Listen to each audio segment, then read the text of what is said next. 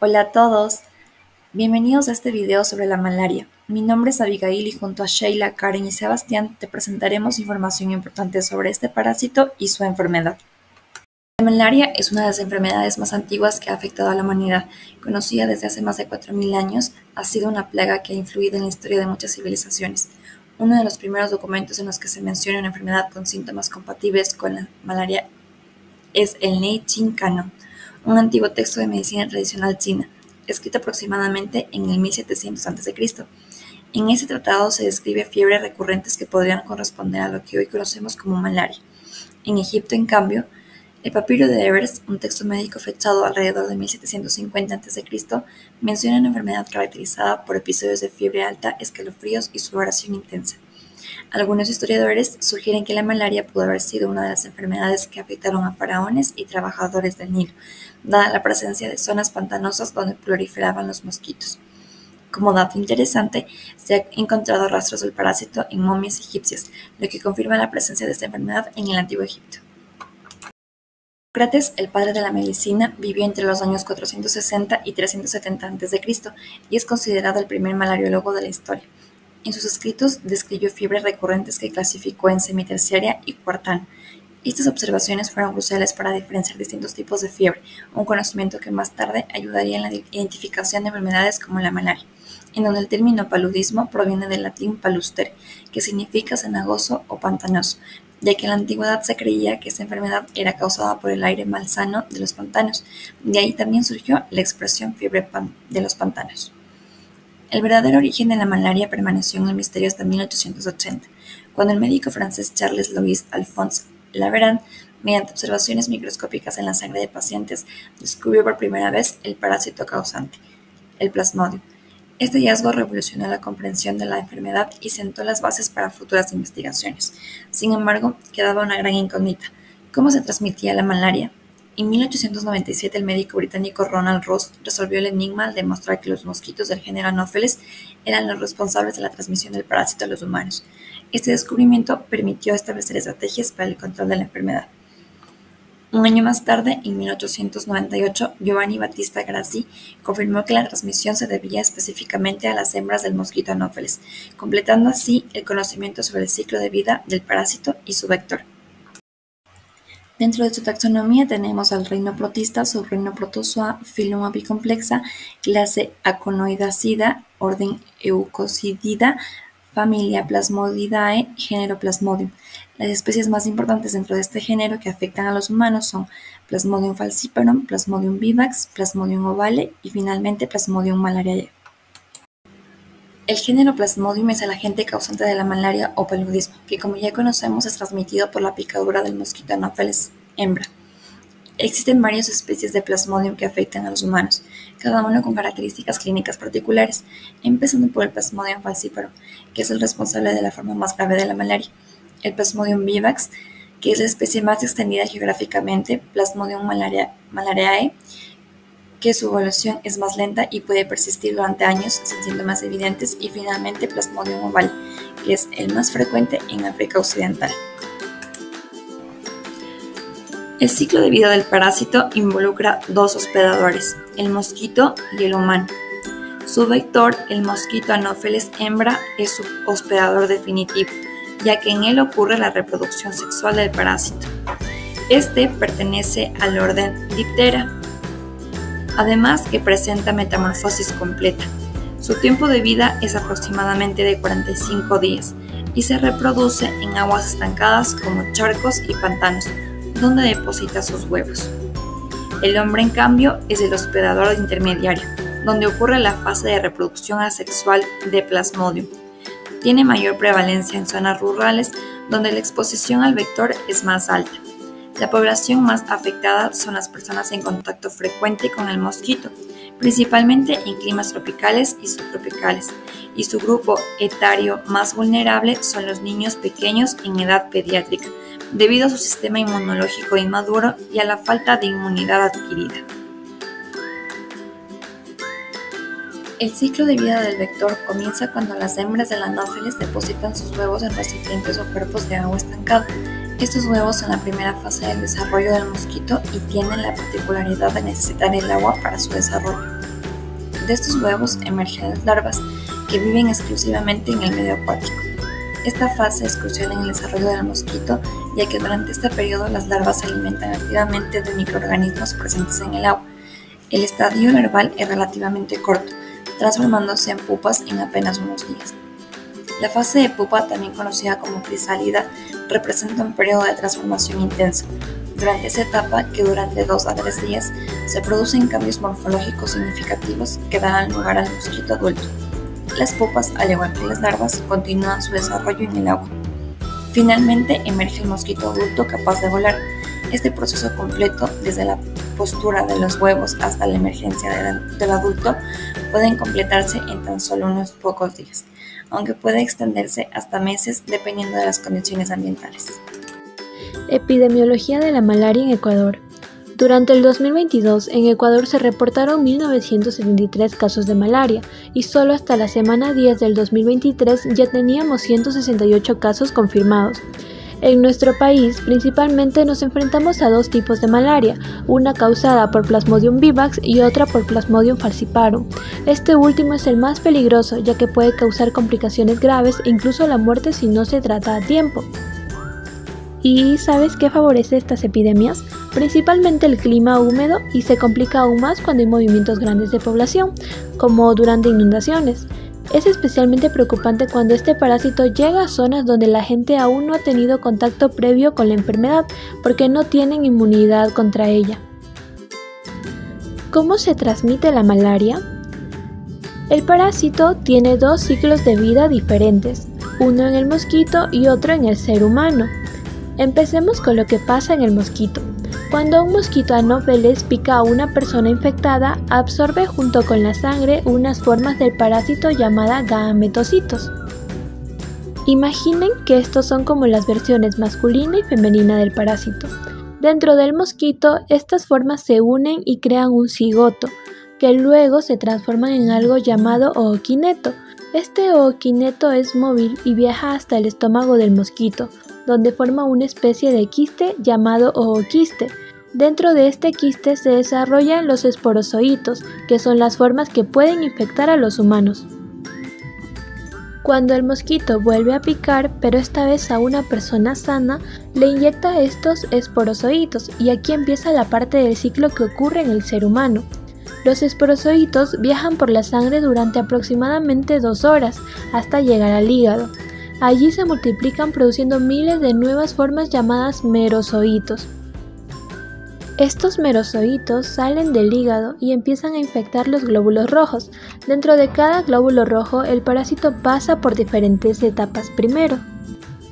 Es decir, primero como un pequeño anillo llamado trofozoito joven, que luego crece hasta ser un trofozoito maduro y finalmente se convierte en un esquizonte, que se divide produciendo más merozoitos.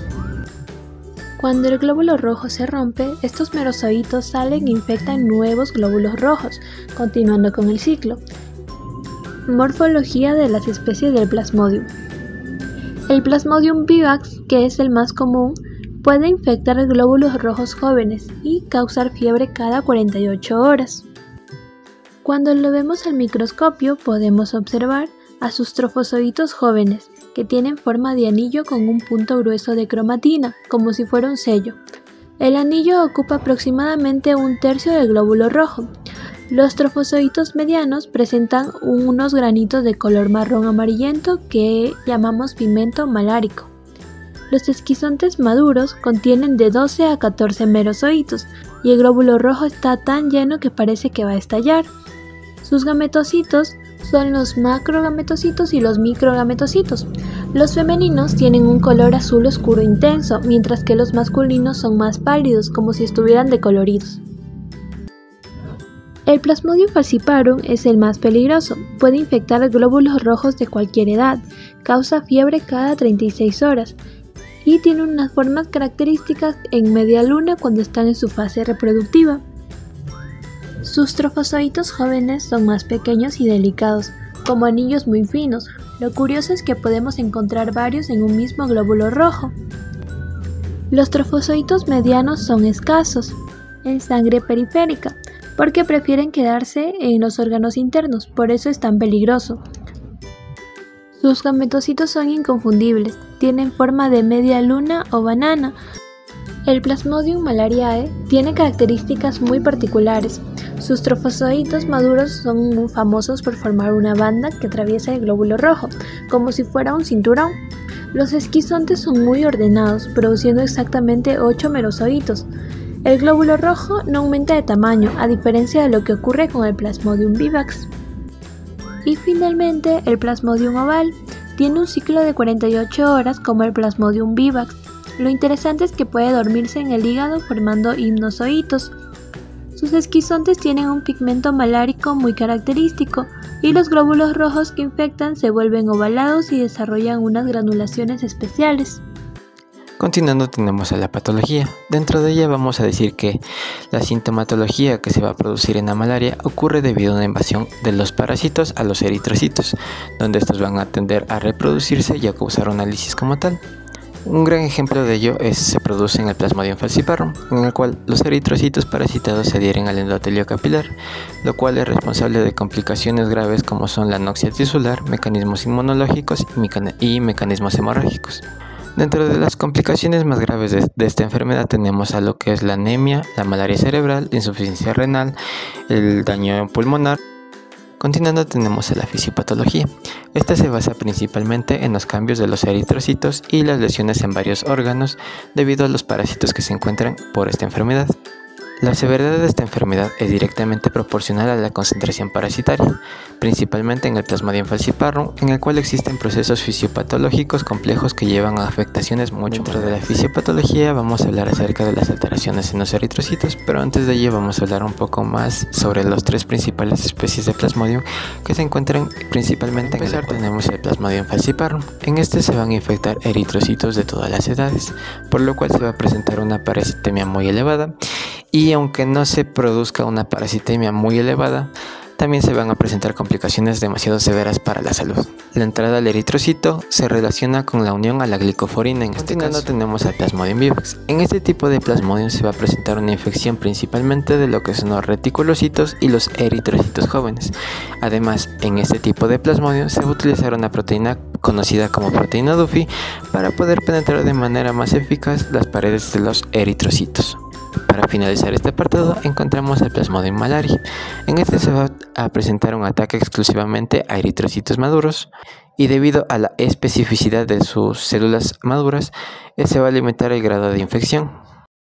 Ahora sí, empezando con el tema, encontramos las alteraciones en los eritrocitos. Dentro de estas alteraciones producidas por el Plasmodium vamos a encontrar principalmente 5, lo que son la pérdida de elasticidad, el aumento de la fragilidad, el transporte de oxígeno disminuido, la liberación de toxinas y antígenos y la situación de pérdida de elasticidad. Tenemos que los eritrocitos se incapacitan para mantener una distribución normal en hileras, las cuales se van a asemejar a pilas de monedas y tienen una dificultad para el tránsito por los capilares. Tenemos a la citoadherencia. En esta se va a producir un aumento de la adhesividad del endotelio capilar debido a la reducción de la carga eléctrica y a la formación de prominencias en la superficie de la membrana eritrocitaria, lo cual permite a los eritrocitos pegarse muy fácilmente a los receptores del endotelio. Estas dos alteraciones nombradas anteriormente son las principales responsables de la obstrucción de los capilares principales, especialmente cuando se forman en los esquizontes.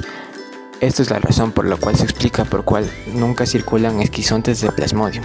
También encontramos lo que es el aumento de la fragilidad. En este se va a presentar tanto en glóbulos parasitados como no parasitados. Esto provoca que la vida media de los eritrocitos disminuya y se produzca lo que es una hemólisis, que va a conducir a una anemia. Tenemos el transporte de oxígeno disminuido. En este se va a presentar que el parásito va a utilizar el oxígeno del eritrocito, disminuyendo el oxígeno transportado y provocando que los tejidos se encuentren en finalizar el apartado de alteraciones de los eritrocitos, encontramos la liberación de toxinas y antígenos. Estas sustancias contribuyen a la destrucción de eritrocitos tanto parasitados como no parasitados y junto con ello a complicaciones inmunológicas. La destrucción de las células parasitadas por mecanismos autoinmunes explica el grado de anemia que puede ser mayor que la causada únicamente por el grado de hemólisis de los eritrocitos parasitados. Dentro de ello también tenemos que la liberación de productos no bien identificados se ha propuesto dentro de este el grado de fiebre inmune en la malaria de las sustancias de los parásitos y de los eritrocitos que estimulan a los macrogenéticos, como lo son las microsistema alfa, que está asociado con el aumento de la temperatura en la malaria severa y asimismo la presencia de grupos sumamente aumentado. Asimismo se nos menciona que la inmunidad adquirida se desarrolla por el estímulo antígeno. Dentro del apartado de inmunidad la vamos a clasificar en tres principales, la cual son la inmunidad natural, la inmunidad pasiva y la inmunidad adquirida. Dentro de la inmunidad natural tenemos que la especie humana en algunos grupos de la población poseen cierta resistencia natural a la malaria. Esto se debe principalmente por factores genéticos, como son la deficiencia de la glucosa 6-fosfato deshidrogenasa, la cual nos va a conferir una cierta resistencia ante el plasmodium de tipo falciparum. Encontramos que las hemoglobinas anormales, al interferir con la nutrición y el crecimiento del parásito, pueden crear cierta resistencia a la infección por malaria. Además tenemos que la alfa-talasemia puede proteger indirectamente contra el plasmodium de tipo falciparum. Aunque el parásito invade al eritrocito, su reproducción está reducida en cierto nivel. Y finalmente tenemos que en este apartado que el grupo sanguíneo Duffy confiere cierta resistencia a las infecciones por Plasmodium vivax, aunque son susceptibles a otras especies de Plasmodium. Esto sugiere que determinantes del grupo Duffy positivo pueden estar relacionados con receptores del eritrocito para el Plasmodium vivax. Encontramos a la inmunidad adquirida.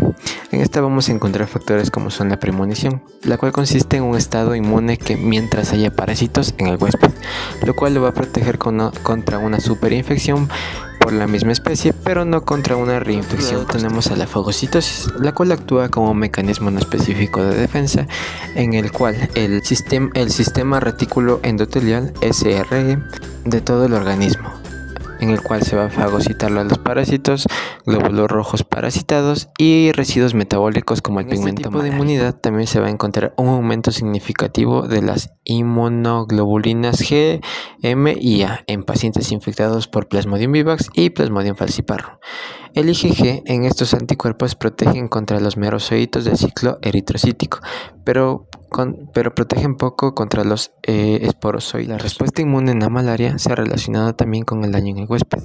El factor de necrosis tumoral tiene una variedad de efectos biológicos en infección severa por Plasmodium falciparum, como una hiperpirexia, la hipoglucemia y el aumento del cortisol, especialmente en la patogénesis en la malaria. Se encuentra la inmunidad pasiva. Existe una inmunidad pasiva recibida durante la vida fetal, en el cual los anticuerpos formados por la madre pasan la barrera placentaria y protegen al niño recién nacido hasta los primeros 3 meses. Se afirma que aunque la malaria congénita es relativamente más frecuente en niños recién nacidos de madres no inmunes, es excepcional en aquellos de madres con alto grado de inmunidad, a pesar de estar infectadas sus placentas con el Plasmodium falciparum. Además de ellos se han demostrado títulos altos de anticuerpos contra la malaria en la sangre del cordón umbilical de niños recién nacidos en zonas endémicas.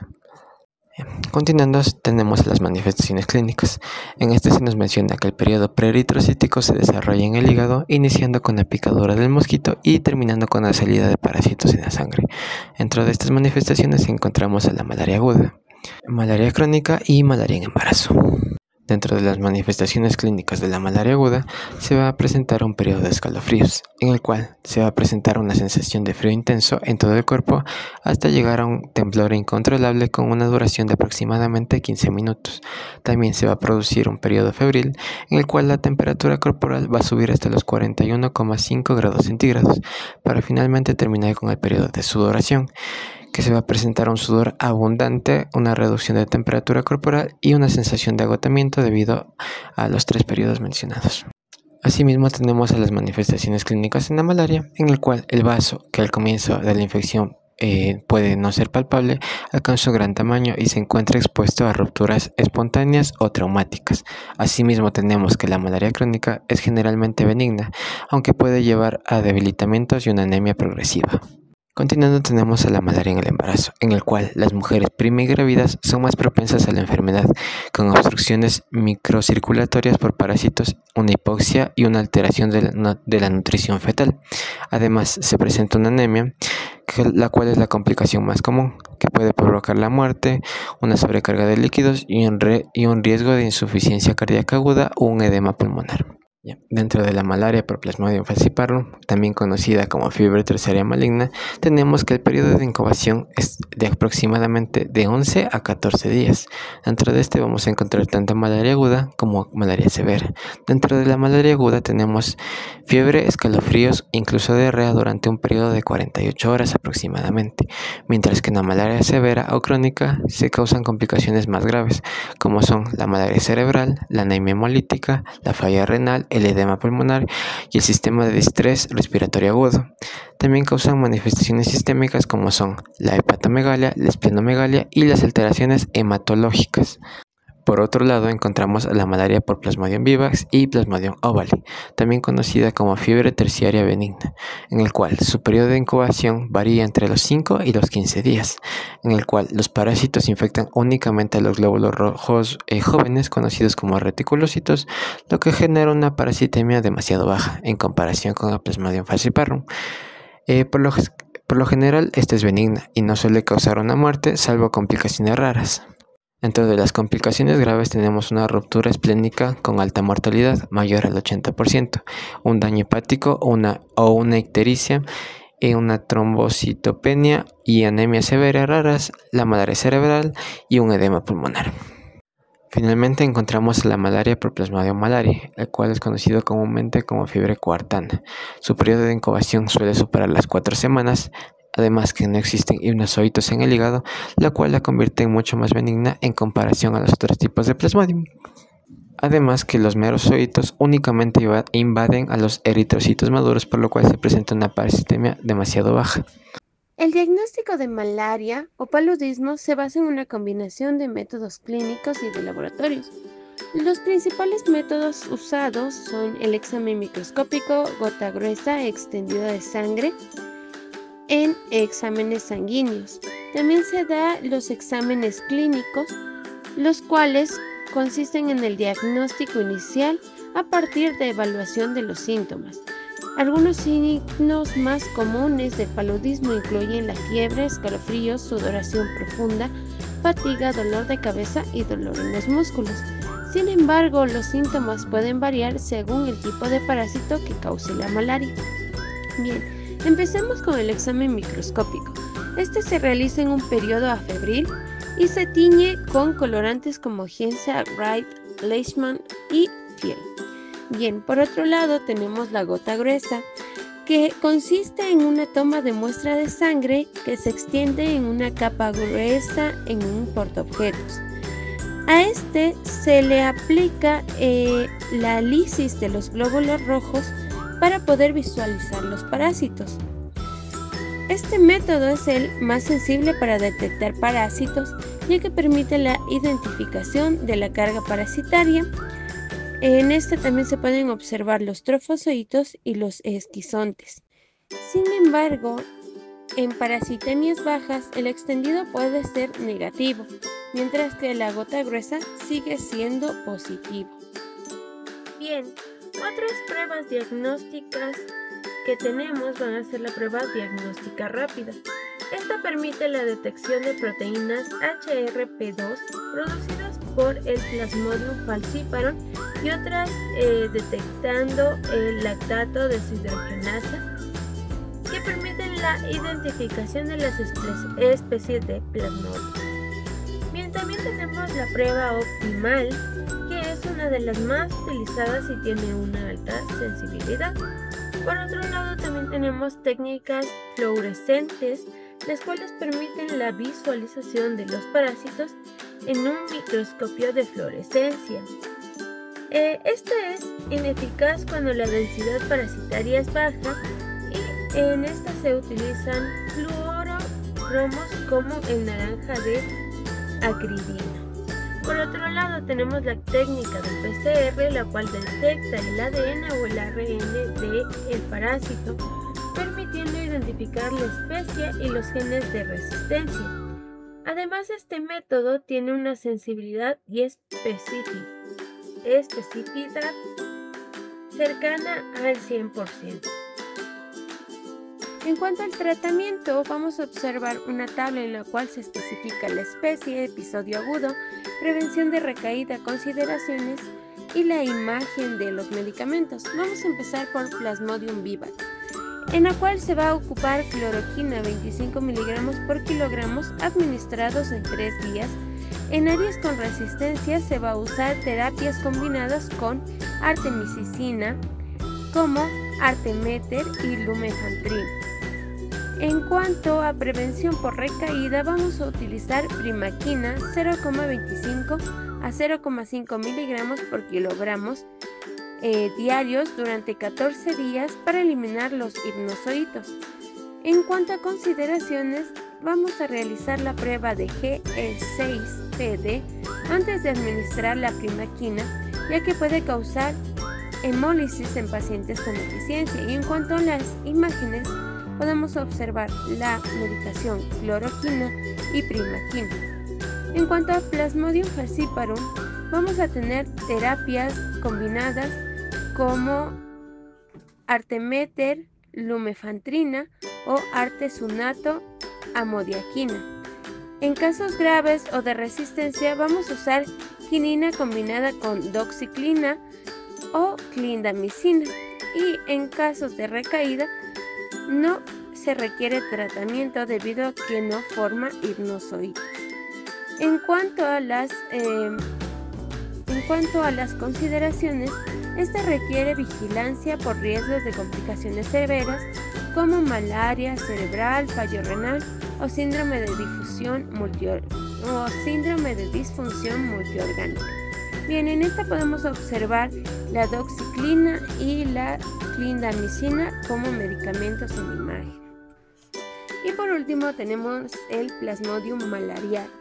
Este necesita la administración de cloroquina 25 miligramos por kilogramos administrados en 3 días y terapias combinadas como artemeter, lumefantrina o artesunato amodioquina en áreas con resistencia. Esta no requiere tratamiento ya que no forma hipnozoitos. Sin embargo, en las consideraciones, esta puede asociarse con infecciones crónicas de larga duración y síndrome nefrótico en casos avanzados. La medicación que se puede observar aquí es la cloroquina. Y por último tenemos las recomendaciones. Se recomienda el uso de mosquiteros. Esto está enfocado en dormir bajo los mismos, tratando con insecticidas el mosquitero para evitar picaduras de mosquito, especialmente durante la noche, que es cuando el mosquito suele ser más activo. El uso de repelentes de insectos, de estos se deben aplicar en la piel y en la ropa, especialmente aquellos que contienen NN-dietil-metoluamida, que es eficaz para evitar picaduras. También se recomienda el uso de ropa protectora, usar ropa de manga larga, pantalones largos y calcetines, preferiblemente de colores claros para reducir la exposición a picaduras de mosquitos. También se recomienda la eliminación de criaderos de mosquitos, estos para evitar la transmisión de la malaria por la reproducción del mosquito. Esto debido a que se da una reproducción en aguas estancadas y por lo tanto es importante vaciar y cubrir recipientes donde se acumula el agua, como cubos, llantas y otros lugares. Bien, y el tratamiento preventivo. En algunas zonas endémicas, las personas que viven o viajan pueden tomar medicamentos preventivos como la quimioprofilaxis para reducir el riesgo de contraer la malaria.